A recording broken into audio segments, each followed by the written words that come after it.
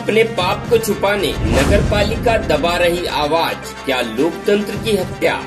वारासिवनी नगरपालिका ने दिया नोटिस। वरिष्ठ पत्रकार आनंद ताम्रकार ने प्रेस के सामने रखी बात। क्या कहा, देखे इस रिपोर्ट में। सुप्रीम पावर न्यूज की खास रिपोर्ट। वारासिवनी के पत्रकार सुधीर ताम्रकार के ऊपर काफी सारे आरोप लगते आए हैं, काफी सारे केस भी दर्ज हुए।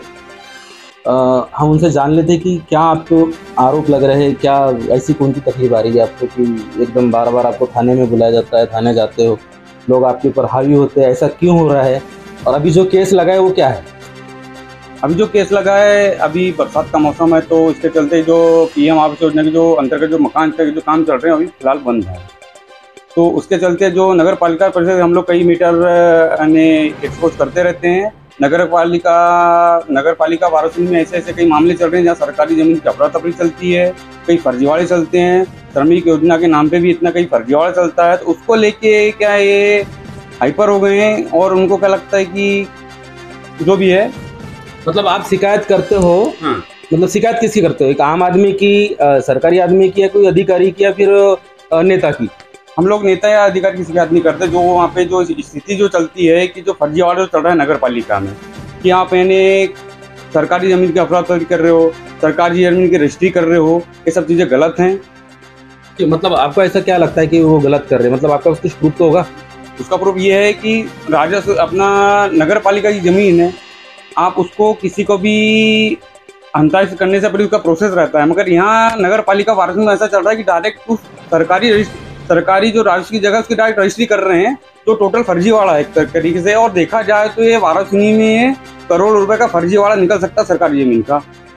कब से कब तक की बात करें? ये लगभग अगर देखा जाए तो 2015-2019 से अभी तक कंटिन्यू यही स्थिति अभी तक वर्तमान में चल रही है।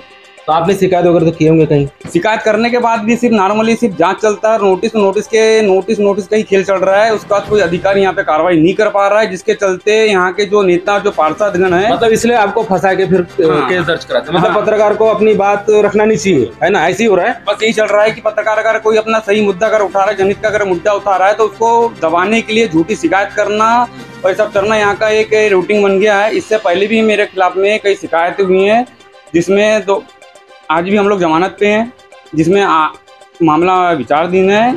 और इसके बाद भी अभी जो 2-3 शिकायत हुई हैं, इसमें भी टोटल फर्जीवाड़ा है। कि टोटल जो नगर पालिका में जो भी काम चल रहा है टोटल फर्जीवाड़े का चल रहा है। कोई जनहित का काम के नाम पे सिर्फ शासकीय पैसे का दुरुपयोग के सिवा कुछ नहीं हो रहा।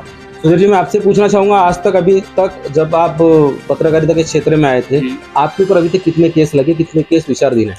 अभी मेरे पास तो वर्तमान में एक केस है जो न्यायालय में विचाराधीन हाईकोर्ट में, और सेकंड अभी जो केस लगा है, परसों किसी पार्षद ने मेरे खिलाफ में शिकायत किया है कि मैं इनको ब्लैकमेलिंग करता हूँ, आरटीआई लगाते हैं। तो हम लोग जो आरटीआई लगाते हैं, आप आरटीआई लगाना ब्लैकमेलिंग हो गया लोगों की नज़र में?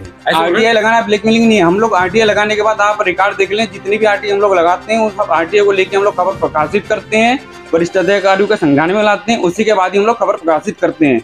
क्या होता है कि इन लोग फंसे हुए हैं, इन लोग का इन्वॉल्वमेंट है, तो इसके चलते क्या होता है कि ये जो विधायक महोदय हैं, इनके संरक्षण में चलते हैं। उसके चलते क्या है, ये प्रेशर बनाते हैं अधिकारियों को, तो प्रेशर बनाने के बाद ये फर्जी अधिकारियों के मार्फत हम लोग के ऊपर इस टाइप की एक्टिविटीज करते रहते हैं।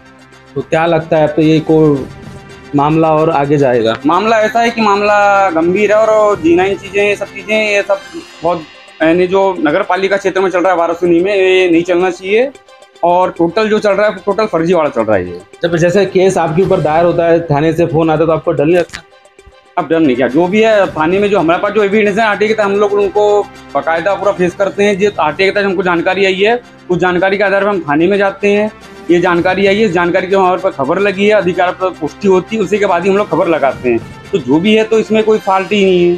पर जो अभी केस आपके ऊपर 2 केस दायर हुए थे, अभी जस्ट शायद केस लगा है, तो इसके बारे में आप क्या बोलना चाहोगे? ये जो टोटल मैटर है, झूठी रिपोर्ट है, झूठी शिकायत है ये। और ये इनको सोचना चाहिए कि जो आप नगर पालिका में कर रहे हो, सरकारी जमीन की अफरा तफरी कर रहे हो। नगर पालिका से जस्ट चूना दुकान पड़ता है, उसके सामने भी एक दुकान थी, उसकी आपने सरकारी दुकान की रजिस्ट्री कर दी, उसको बेच दिए। आप ये नहीं कर सकते। राजस्व की जमीन है, आप उसको ऐसी खरीद फरोख्त का जो प्रोग्राम चल रहा है वाराणसी में, ये बहुत लंबे समय से चल रहा है और ये बंद होना चाहिए। और जो इनमें इन्वॉल्व है, इनके ऊपर आपराधिक मामला दर्ज चल रही है। जैसे श्रमिक घोटाला हुआ है, उसमें क्या हुआ, 15 लगभग 12 से 15% इनको पीएफ जो इशू होना चाहिए। यहाँ एक नगर पालिका अधिकारी बयान देती है कि नहीं, ये पुराने परिषद का कार्यकाल में हुआ है, अभी के कार्यकाल में नहीं हुआ है। उसके बाद वो बोलती कि नहीं, ये है ही नहीं। तो ये सब चीज़ें जो है ये समझ में आती है कि ये टोटल जो है नेताओं के प्रेशर में जवाब देती हैं। तो यहाँ के नए अधिकारियों से एक निवेदन है कि आप पब्लिक का काम कर रहे हैं तो कम से कम पब्लिक की सुविधा और पब्लिक को कम से कम। नहीं, मैं आपकी बात समझ गया। अगर अधिकारी आपको नहीं मानते कुछ भी, ठीक है, मतलब आपकी बात सुनते ही नहीं, तो उसके लिए क्या ऑप्शन है? इसके लिए मेरे पास ऑप्शन है कि भी इसके मैं सीधे अब प्रधानमंत्री कार्यालय से ही संपर्क करूंगा और इनके खिलाफ जो भी होऊंगा कोर्ट भी जाऊंगा और प्रधानमंत्री से रिलेटेड मैं हर जगह शिकायत करूंगा इनकी। तो ये का काम शुरू हो जाएगा। मेरे बेटे संजय ताम्रकार को भी प्रधानमंत्री आवास का अनुदान स्वीकृत हुआ है। उसने भी कंस्ट्रक्शन कर लिया है और 2 लाख रुपए की जो राशि लगाई है उससे मकान अभी अधूरा है और जैसे ही बरसात ख़त्म होगी उसमें छत ढालने की कार्रवाई की जाएगी। अभी जो दीवार बनाई गई थी छत ढालने के लिए, ये निरंतर बारिश होने से वो दीवार गिर गई है। जब तक उसकी दीवार नहीं बनेगी, जब तक तो उस पर छत नहीं डाली जा सकती। क्योंकि बरसात का मौसम चल रहा है इसलिए काम बंद है, लेकिन हमारे पास मटेरियल है अभी और जैसी बरसात ख़त्म होगी हम उसका कंस्ट्रक्शन करेंगे। कल एक नोटिस की प्रति जो आपको मैंने दी है उसमें संजय ताम्रकार को, हमारे राजेश ताम्रकार जो ब्रदर है मेरा, उसको नोटिस दिया गया कि आप 3 दिन के अंदर अपनी छत ढलवाएं, अन्यथा आपके खिलाफ एफआईआर की जाएगी।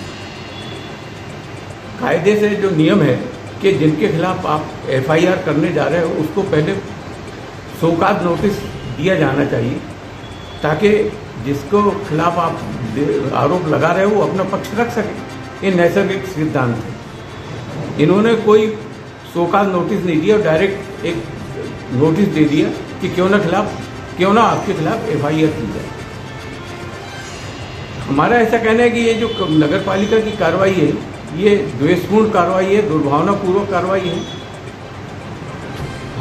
हमारे बेटे ने जो 2 लाख रुपए की राशि अनुदान स्वरूप ली है उसका, और हमारे ब्रदर ने जो 1 लाख रुपए जारी हुआ है उसका मूल्यांकन कराया जाता, और मूल्यांकन में अगर कहीं भी पाया जाता कि राशि का दुरुपयोग किया गया है, तब ये आप अपराध लगा सकते थे कि आपने मिसयूज किया है।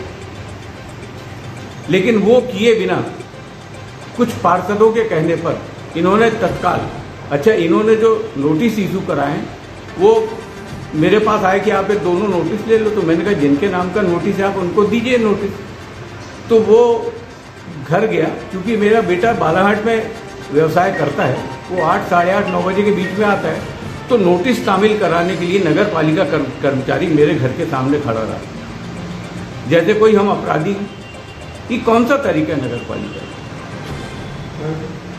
मैंने आज एक नगरीय प्रशासन विभाग के अधिकारी से चर्चा की, उनको ये सारी वस्तुस्थिति बताई। तो उनका कहना है कि प्रधानमंत्री आवास की जो राशि है वो केंद्रीय शासन से अनुदान मिलता है, अनुदान की राशि प्रदेश शासन के खाते में जमा कराई जाती है, और वो प्रधानमंत्री के खाते में जो हितग्राही हैं उनके खाते में प्रदेश शासन भेजता है।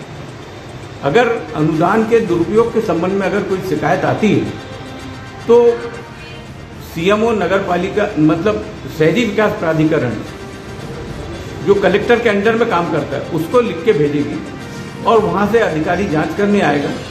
जांच करने पर अगर ये पाया जाता है कि जो अनुदान की राशि है उसका दुरुपयोग हुआ है, तब वो अपनी रिपोर्ट कलेक्टर को देगा। कलेक्टर फिर सीएमओ को निर्देशित करेगा कि इनके खिलाफ एफआईआर की जाए। ऐसी कोई प्रक्रिया ये हमारे इस मामले में नहीं अपनाई गई, हमारे बेटे और भाई के मामले में। जी मानसिक रूप से परेशान करने की कोशिश। ये मानसिक रूप से परेशान करने की कोशिश है। ये दबाव बनाना चाहते हैं कि आप हमारे नगर पालिका प्रशासन के खिलाफ शिकायत न करो। ये एक आतंक पहुंचाना चाहते हैं। मैं आपको उदाहरण के तौर पर बताना चाहता हूं कि वारासिवनी नगर पालिका के पूर्व नगर पालिका अध्यक्ष कस्तूर चंद जी वर्मा ने ब्रांच शाला से लेकर आम्बेडकर चौक तक नगर पालिका की निधि से दुकानें बनाई। उस दुकानों की खुलेआम बिक्री हो रही है। वो तो नगर पालिका की संपत्ति है। नगर पालिका की परिसंपत्ति की अफरा तफरी कर रहे हैं। एक मामला नगर पालिका के सामने कमरा नंबर 2 है, वो जो चूने वाले के सामने है, उसकी खरीद बिक्री हो गई मलबा बिक्री के नाम पे। नगर पालिका के अधिनियम में ऐसा कोई प्रावधान नहीं कि मलबा बिक्री करके आप उसका नामांतरण करो। तो ऐसी अनियमितताओं को उजागर करना ये इनको तकलीफ दे होगा। इसकी वजह यह है कि मैं निरंतर नगर पालिका के में जो अनियमितताएं होती है, चूंकि शासन हित में और जनहित में मैं अधिकारियों के संज्ञान में वो जानकारी शिकायत करता हूं, तो उससे क्रोधित होकर मैंने शंकर तालाब का मसला उठाया। सरकारी नहर पर जिन्होंने जो मकान बनाए हैं उसके खिलाफ मुद्दा उठाया। यहाँ पर नजूल की जमीन नगर पालिका को हस्तांतरित नहीं हुई है, उसको इन्होंने लीज पे बांट दी, उसकी शिकायत की। सीएमओ ने खुद लिख के दी है कि हमारे पास ऐसा कोई रिकॉर्ड ही उपलब्ध नहीं है कि नजूल की भूमि हमें ट्रांसफर नहीं हुई। जब आपको नजूल की भूमि ट्रांसफर नहीं हुई तो आपने लीज पे कैसे बांटी? मुख्य नगर पालिका अधिकारी हमको लिख के देता है कि 1 वर्ष की जिनको अस्थायी लीज है वो पक्का निर्माण नहीं कर सकते। उन्होंने हितग्राहियों की लिस्ट दी है जो लीजधारी हैं, उन्होंने 2-2, 3-3 मंजिले मकान बना लिए और वो मकान बनाने के बाद वो दुकानें बेच रहे हैं। तो इस टाइप की अनियमितताओं की अगर शिकायत करो तो ये इनको नागवार लगती है और उन्होंने ये टारगेट बनाया कि इनको प्रताड़ित किया जाए। यदि इसके बाद भी नहीं होती फिर क्या करेंगे आप?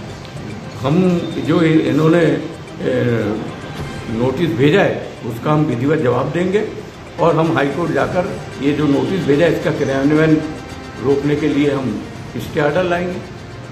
और इन्होंने जो गलत तरीके से हमको नोटिस भेजा है और मानसिक प्रताड़ना पहुंचाई उसके खिलाफ हम न्यायालय करेंगे।